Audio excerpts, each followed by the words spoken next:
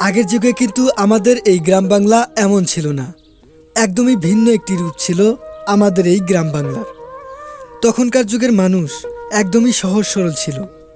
সে সময় শীতের মধ্যে খুবই পরিচিত একটা ডাক শোনা যেত। চাই খেজুর রস। শুনেই লেপের তলার আরাম ছেড়ে ছেলেপুলের দল লাফিয়ে উঠত। তখন প্রায় সব বাড়িতেই ঢেকির প্রথা ছিল। পিঠের সময় ঢেকিতে চাল গুঁড়ো করা হতো। মেহমান আসলে রাতভর পিঠাপুলি বানাতো বৌঝিরা। সে যুগে বিনোদনের তেমন কোনো মাধ্যম ছিল না। মানুষকে বিনোদন দেওয়ার জন্য দেখা যেত ছোট্ট একটা বাক্স নিয়ে প্রায়ই হাজির হয়ে যেত বাস্কপলা। সেই থেকেই বিনোদন শুরু। দূর দূরান্ত থেকে চলে আসতো ফেরিওয়ালা। চাই চুরি। সবুজ শ্যামল এই বাংলার ভিতর দিয়ে বয়ে গেছে আঁকাবাঁকা নদী, চলছে পালতোলা নৌকা। শোনা যেত সেই গানগুলো।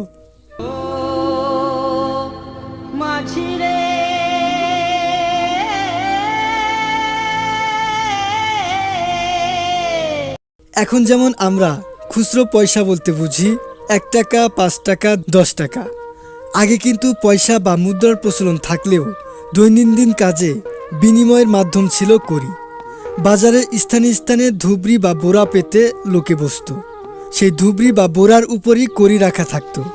যারা বাজার করতে যেত তারা 1 পয়সার 2 পয়সার কড়ি ভাঙিয়ে নিত। সেই সময় 1 পয়সায় 20টি কড়ি পাওয়া যেত। এখন আমরা টাকা কড়ি, পয়সা কড়ি বলে থাকি।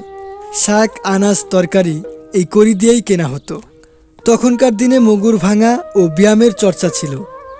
পালকি করে যাওয়া আসা অতি অল্প লোকেরই প্রথা ছিল। সাধারণ মানুষ হেঁটেই যাতায়াত করত। 4-5 মাইল হেঁটে যাওয়া তাদের কাছে কিছুই মনে হতো না। তখনকার দিনে লেখাপড়ার ব্যবস্থাও একদম অন্যরকম ছিল।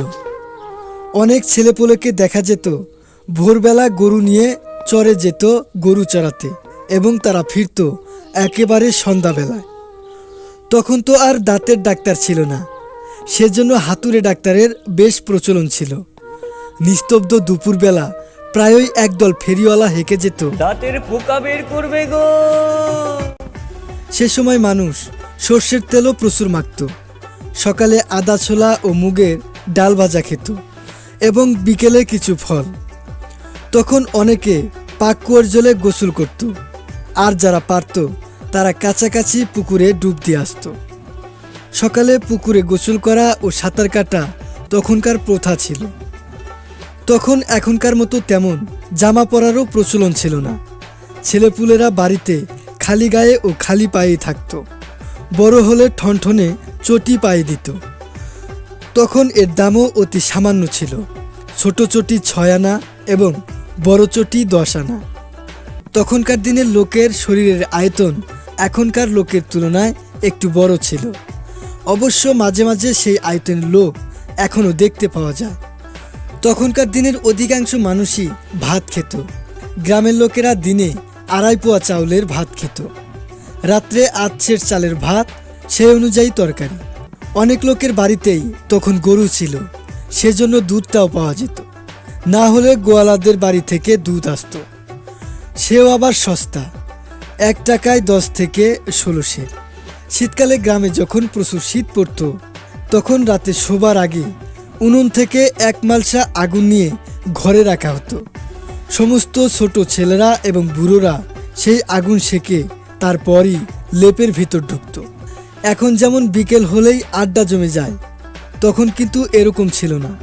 তখনকার গ্রাম ছিল জঙ্গলে পরিপূর্ণ, এবং ততটা গাদাগাদি বাড়িঘর ছিল না। তখন প্রায় বেশিরভাগ ঘরই ছিল ছনের তৈরি।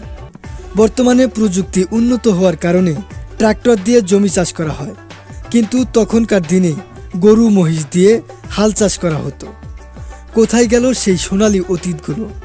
এখন শুধু সেগুলো অতীত।